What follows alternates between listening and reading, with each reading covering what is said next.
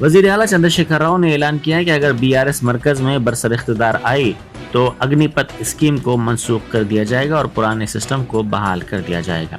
उन्होंने खम्मम में मुनक्किदा जलसे से खिताब करते हुए कहा कि मुल्क भर में मुफ्त बरक़ी की भी पेशकश की जाएगी।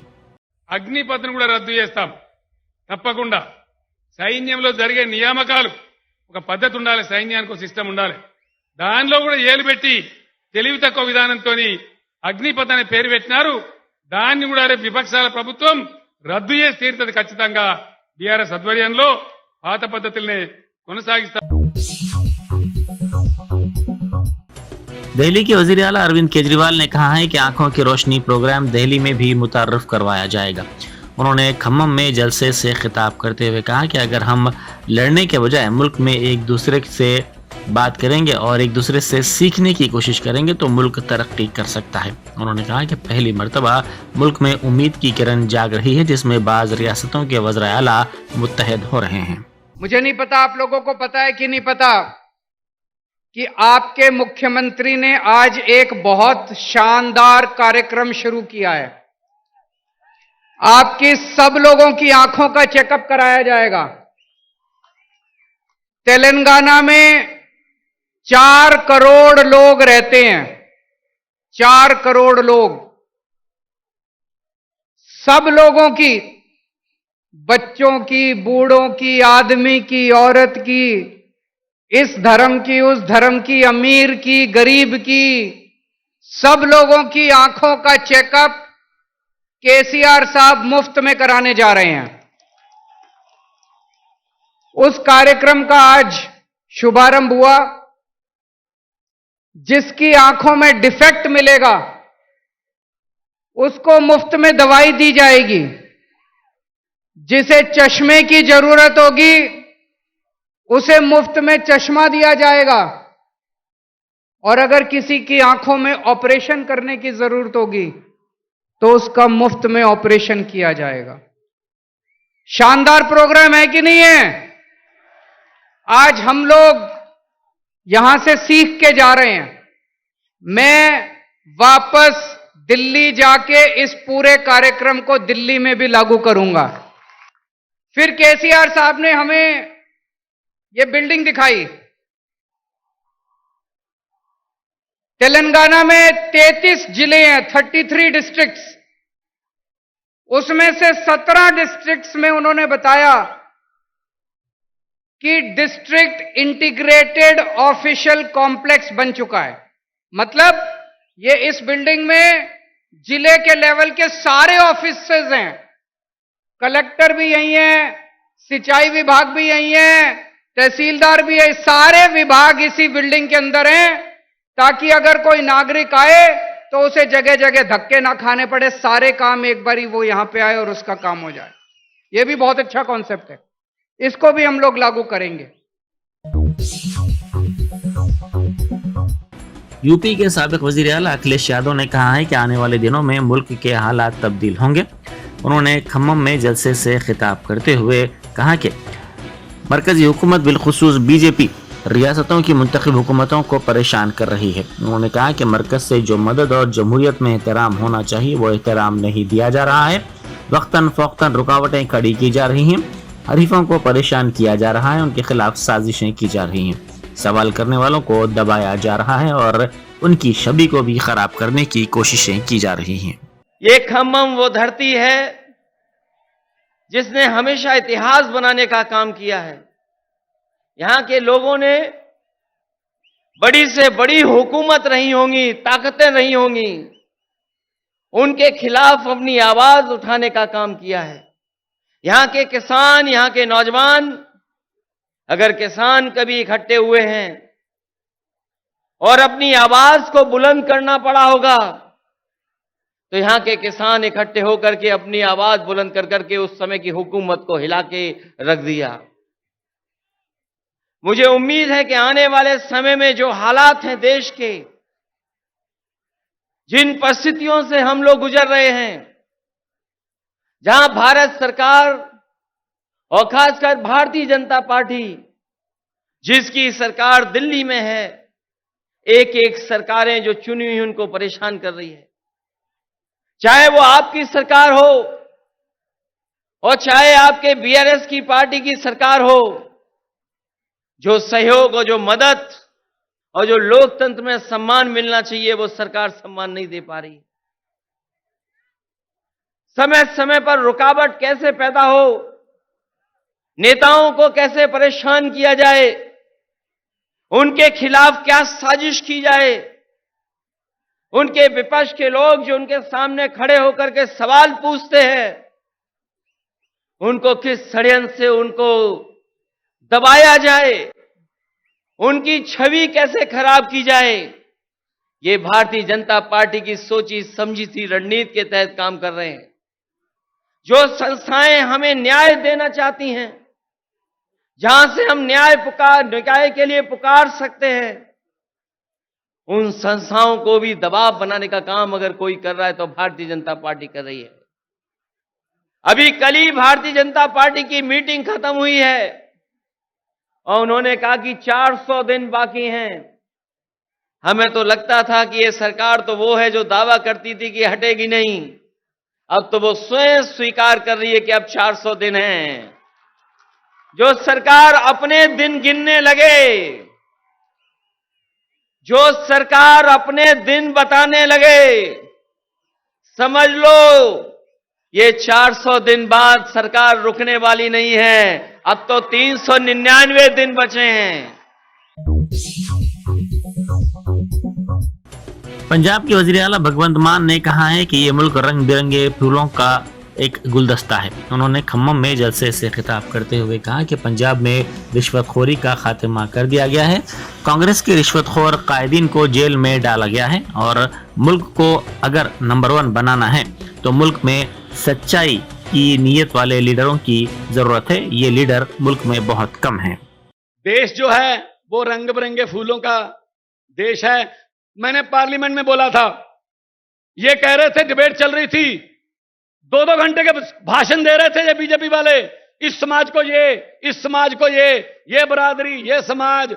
मैंने कहा जी मुझे टाइम दे दीजिए। कहते टाइम है नहीं। मैंने कहा जी 30 सेकंड दे दीजिए स्पीकर साहब। कहते 30 सेकंड में क्या बोलोगे? मैंने 30 सेकंड में बोला। 30 सेकंड में मैंने कहा कि लंबे सफर को मीलों में मत बांटिए, लंबे सफर को मीलों में मत बांटिए, कौम को कबीलों में मत बांटिए। एक बहता दरिया है मेरा भारत देश, इसको नदियों और झीलों में मत बांटिए। सब कुछ आ गया इतने में। यहां ना पहुंचे रवि, वहां पहुंचे कवि। तो पंजाब में 100 मोहल्ला क्लिनिक 15 अगस्त को बना दिया था, 26 जनवरी तक 400 और 500 मोहल्ला क्लिनिक बन गए। स्कूलों का कायापलट कर रहे हैं, एजुकेशन की तरफ ध्यान दे रहे हैं। करप्शन हमने लगभग बंद कर दी और पकड़ पकड़ के इनके कांग्रेस के जो करप्ट नेता थे वो जेल में हैं।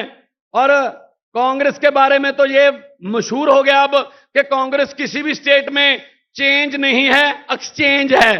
वो तो बस किसी की 2-4 एमएलए कम हैं तो कांग्रेस से खरीद लो, बहुमत जरा और तगड़ा करना है तो इधर से खरीद लो।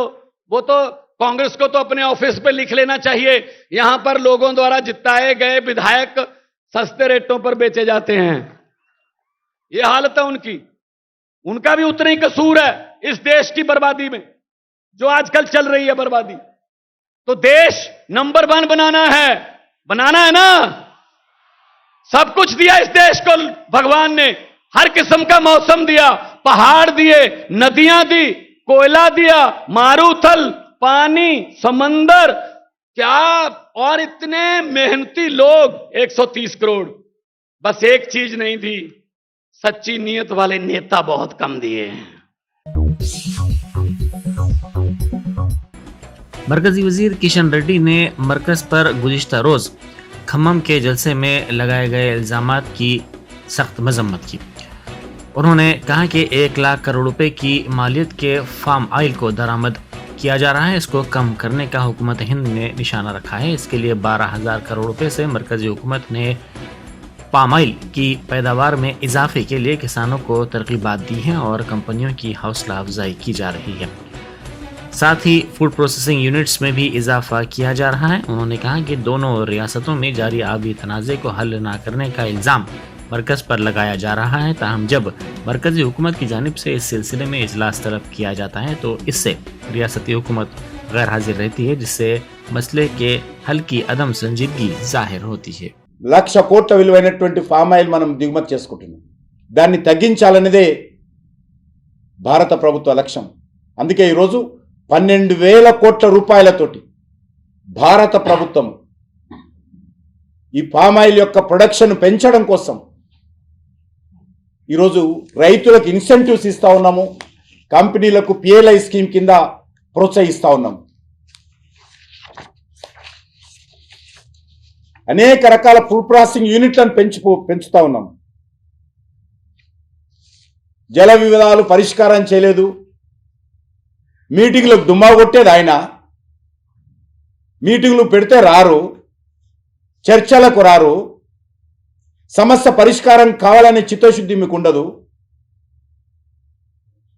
మీరు ఒకరికొరకు దావతలు ఇచ్చుకుంటారు, ఇద్దరు ముఖ్యమంత్రులు కూర్చోరు, దావతలకు మాత్రమే కూర్చుంటారు. ఎందుకు మీరు ఇద్దరు కూర్చుంటే సమస్య పరిష్కారం కాదు?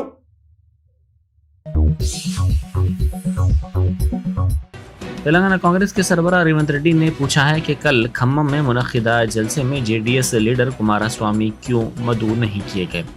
उन्होंने मीडिया से बात करते हुए पूछा कि इसका जवाब देने की हिम्मत क्या वजीर आला चंद्रशेखर राव में है। उन्होंने कहा कि कांग्रेस के इंतखाबी हिकमत अमली के माहिर सुनील कुनुगुलु के दफ्तर पर धावे किए गए। सर्वे की रिपोर्ट के मुताबिक 120 ता 130 नशिस्तों के साथ कांग्रेस वाज़ेह अक्सरियत से कर्नाटक में हुकूमत कायम करेगी। उन्होंने इल्ज़ाम लगाया कि कांग्रेस के अहम कायदीन को फार्म हाउस तलब करते हुए 25 ता 30 सीटों पर कांग्रेस को हराने के लिए 500 करोड़ रुपए की पेशकश की बात क्या सही है या नहीं। చూసిండ్రు కేజ్రీవాల్ కనిపించిండు, పంజాబ్ ముఖ్యమంత్రి కనిపించిండు, కేరళ ముఖ్యమంత్రి కనిపించిండు, ఆయనతో ఉన్న అఖిలేష్ యాదవ్ కనిపించాడు. ఒక ముఖ్యమైన వ్యక్తి మిస్సింగ్ ఉన్నాడు, కర్ణాటక మాజీ ముఖ్యమంత్రి కుమారస్వామి. దేవగౌడ కుమారస్వామి జేడీయూ వాళ్ళు ఎందుకు రాలేదని నేను అడుగుతున్నా. చంద్రశేఖరరావు గారు చెప్పే ధైర్యం ఉందా? పోనీ నేను చెప్తున్నా కాదని ఖండించమను. చంద్రశేఖరరావు గారు సునీల్ కనుగోలు ఆఫీస్ మీద దాడి చేసిన తర్వాత సర్వే రిపోర్ట్లతో పాటు చంద్రశేఖరరావు గారు ప్రశాంత్ కిషోర్తో కూడా కర్ణాటక రాష్ట్రంలో సర్వే నివేదికలు తెప్పించుకొని ఇతర కొంతమంది సర్వేలు చేసిన వాళ్ళ మీద నుంచి కూడా నివేదికలు తెప్పించుకొని 120 నుంచి 130 సీట్లు కాంగ్రెస్ పార్టీ స్పష్టమైన మెజారిటీతో కర్ణాటకలో ప్రభుత్వాన్ని ఏర్పాటు చేస్తుందనే నివేదిక తెప్పించుకొని అందులో స్మాల్ మార్జిన్ అంటే 1000 నుంచి 3000 లోపల గెలవగలిగిన 25-30 సీట్లను, ముఖ్యంగా బళ్ళారి నుంచి మొదలు పెడితే రాయచూరు వరకు, గుల్బర్గా ఈ ప్రాంతం అంటే పాత హైదరాబాద్, కర్ణాటక, అదేవిధంగా ఆంధ్రప్రదేశ్ నుంచి వెళ్ళిన బళ్ళారి ప్రాంతాలను అన్నిటిని కూడా సీట్లను वजीर सेहत हरीश राव ने कहा है कि हुकूमत का मकसद हर फर्द की आंखों का मुआयना करवाना है। उन्होंने कहा कि हुकूमत आवाम की मर्जी के मुताबिक आई कैंप्स लगाने के लिए तैयार है। आंखों की रोशनी प्रोग्राम के दूसरे मरहले की दीगर रियासतों के वज़राए आला ने सताइश की है। वज़रा हरीश राव और थलसानी श्रीनिवास यादव ने अमीरपेट में आई कैंप का इफ्तिताह किया। इस मौके पर खिताब करते हुए हरीश राव ने कहा कि कई रियासतें और मरकज़ हमारी स्कीमों पर अमल कर रही हैं। पंजाब और दिल्ली में आंखों की रोशनी प्रोग्राम का आगाज़ तेलंगाना के लिए फ़ख्र की बात होगी। उन्होंने कहा कि रियासत भर में 16,533 मराकज़ में आंखों का मुआयना किया जा रहा है। మరి గౌరవ ముఖ్యమంత్రి గారు వారు ఏది ఆలోచన చేసినా గానీ ప్రజల్ని దృష్టిలో ఉంచుకొని వారి ఆలోచన ఉంటది.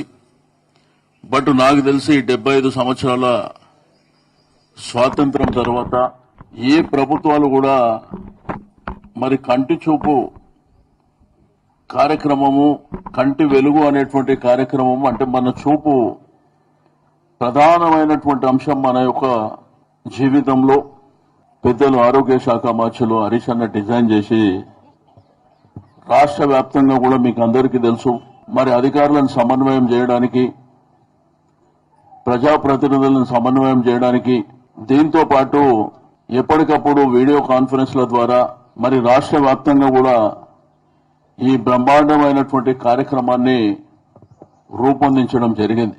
నిన్న 4 ముఖ్యమంత్రుల చేతుల మీదుగా ఖమ్మంలో కంటి వెలుగు కార్యక్రమం ప్రారంభమైంది. ఈరోజు తెలంగాణ వ్యాప్తంగా 1500 బృందాలు మరి అన్ని గ్రామాల్లో అన్ని బస్తీల్లో కూడా కంటి పరీక్షలు ప్రారంభమయ్యాయి. वजीर आला चंद्रशेखर राव की दावत पर खम्मम में मुनक़िदा जलसे में शिरकत करते हुए अपोजिशन जमातों के वज़राए आला ने इत्तेहाद का मुजाहरा किया। एक ही स्टेज से इन वज़राए आला ने 2024 में मरकज़ की बीजेपी हुकूमत के खात्मे के लिए कोशिशों का ऐलान किया है। उन्होंने साथ ही KCR की हुक्मरानी की भी सताइश की। अब देखना यह है कि बीजेपी हुकूमत के खात्मे की कोशिशों का ऐलान कितना सही साबित होता है।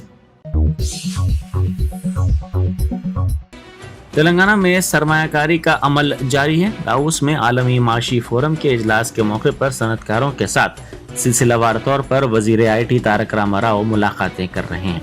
इस मौके पर वो रियासत में सरमायाकारी के मौके से वाकिफ करवा रहे हैं। मुत्तहिदा नलगुंडा जिले में राशन की दुकानात पर गरीबों को फराहम किए जाने वाले चावल की मुंतकली का गैर कानूनी कारोबार किया जा रहा है। राशन डीलर्स के बशमूल बाज इस्तेफादा कुनिंदगान केस में मुलविस होने का पता चला है। इस्तेफादा कुनिंदगान को 1 किलो चावल पर 8 रुपए देते हुए चावल की कालाबाजारी की जा रही है। इसमें डीलर्स भी मुलविस हैं। పోలీస్ సహకారంతో ఖచ్చితంగా ఒక యాక్షన్ ప్లాన్ తయారు చేసి వాటిని ఆపడానికి ప్రయత్నించడం జరుగుతుంది. ప్రజల్లో కూడా కొంచెం అవేర్నెస్ క్రియేట్ చేయాలనుకుంటున్నాం. ఇంతకుముందు యాక్చువల్గా ఈ PDS చౌక ధరల దుకాణం డీలర్ దగ్గర జరిగేది అనుకునేవాళ్ళం. కానీ ఇప్పుడు ఐరిష్తోని ఈ బియ్యం ఇస్తున్నాం కాబట్టి కార్డు హోల్డర్ లేకపోతే వాళ్ళ ఫ్యామిలీ మెంబర్ వస్తేనే ఇస్తున్నాం కాబట్టి అక్కడి నుంచి బయటకు వచ్చేస్తున్నాయి. బయటకు వచ్చిన తర్వాత బీడ్లు బయట బ్లాక్ ఈ ఊళ్ళో ఎవరికి అమ్ముతున్నారో తెలియట్లేదు. మన దగ్గర జరుగుతున్న మాట యథార్థం. వాటిని కట్టడి చేయడం కోసం టీమ్స్ కూడా ఫామ్ చేస్తున్నాం. పోలీస్ సహకారంతో దాన్ని కూడా ఈ సంవత్సరం ఖచ్చితంగా యాక్షన్ తీసుకోవాలనుకుంటున్నాం. దొరికిన వాటి మీద కూడా 100% ఫైన్లు వేస్తున్నాం. एक हैरत अंगेज इंकिशाफ में अश्कबार विनेश फोगाट ने इल्ज़ाम लगाया कि रेसलिंग फेडरेशन ऑफ इंडिया के सदर और बीजेपी के रुकने पार्लियामेंट ब्रिज भूषण शरण सिंह कई बरसों से खातून रेसलर्स का जिनसी इस्तेहसाल कर रहे हैं। उन्होंने वज़ीर आज़म मोदी और वज़ीर दाखिला अमित शाह से उन्हें हटाने के लिए मदाखिलत की ख्वाहिश की। उन्होंने दावा किया कि लखनऊ के कौमी कैंप में कई कोचेस ने खातून रेसलर्स का इस्तेहसाल किया। उन्होंने कहा कि कैंप में बाज़ ख़वातीन थीं जो फेडरेशन के सदर की ईमा पर रेसलर्स से रुजू हुई। 28 साल खिलाड़ी ने वाज़ेह किया कि खुद उन्हें ऐसे इस्तेहसाल का सामना नहीं पड़ा है, लेकिन उन्होंने दावा किया कि फेडरेशन के सदर की ईमा पर ओहदेदारों ने उन्हें जान से मारने की भी धमकियां दी हैं। सबूत देने की जब बात आएगी तो सबूत जहाँ पे दिए जाएंगे। माननीय हाई कोर्ट जब हमें बोलेगा हम सबूत देने को रेडी हैं।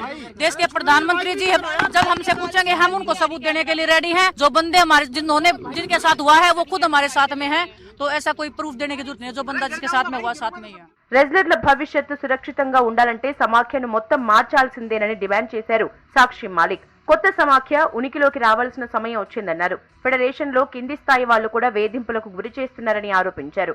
దీనిపై ఆధారాలతో సహా ప్రధాని హోంమంత్రికి వివరిస్తామన్నారు. फेडरेशन को हटाया जाए और नीचे तक के जो अधिकारी है सबको हटा के एक नई फेडरेशन का निर्माण होना चाहिए कि जो नीचे से गंदगी शुरू हुई है या जो नीचे से ही खराब है सब हट के एक फ्रेश स्टार्ट होनी चाहिए कि हमारे आने वाले जो रेसलर्स हैं उनका भविष्य खराब में ना जाए. రెజ్లింగ్ ఫెడరేషన్ ఆఫ్ ఇండియాను మార్చాలని డిమాండ్ చేశారు రెజ్లర్ భజరంగ్ పునియా. ప్రధానమంత్రి హోంమంత్రి మా ఆందోళనకు మద్దతిస్తారని ఆశిస్తున్నామన్నారు. రెజ్లింగ్ ఫెడరేషన్ ఆఫ్ ఇండియాలో ఉన్న అధికారులకు అసలు రెజ్లింగ్ గురించే తెలియదన్నారు భజరంగ్ పూనియా. తమ పోరాటం స్పోర్ట్స్ అథారిటీ ఆఫ్ ఇండియాపై కాదని కేవలం రెజ్లింగ్ ఫెడరేషన్ పైనేనన్నారు. जो फेडरेशन में बैठे उनको रेसलिंग का कुछ नहीं पता. आप किसी डॉक्टर से पूछिए, किसी साइंटिस्ट से पूछिए कि एक बार वजन आदमी कम करता है तो उसकी रिकवरी कितने दिन में होती है. अगर हम यहाँ पे एक महीने में एक बार वजन घटाते हैं, उसके बाद जाके इंटरनेशनल टूर्नामेंट में दोबारा से वजन घटाते हैं. अगर हम फाइनल में जाते हैं तो तीसरी बार अगले दिन भी हमें वजन दिखाना होता है. अगर कोई भी इंसान एक बार वजन घटा के महीने में 3 बार वजन घटा के कोई परफॉर्मेंस दे के दिखा दो, हम हमारे को आगे बोल देना कि आप गलत थे. मरहबा अल जदीद टूर्स एंड ट्रैवल्स ग्रुप की जानिब से 40 अरकान का पहला काफिला शमशाबाद एयरपोर्ट से उम्रा के लिए रवाना हुआ। प्रोपरेटर आबिद केसरी और हाफिज अब्दुल वहाब ने मीडिया से बात करते हुए कहा कि दूसरा ग्रुप आइंदा माह रवाना होगा। उन्होंने उम्रा के ख्वाहिशमंदों से अपील की कि वो जल्द ही बुकिंग करवा लें।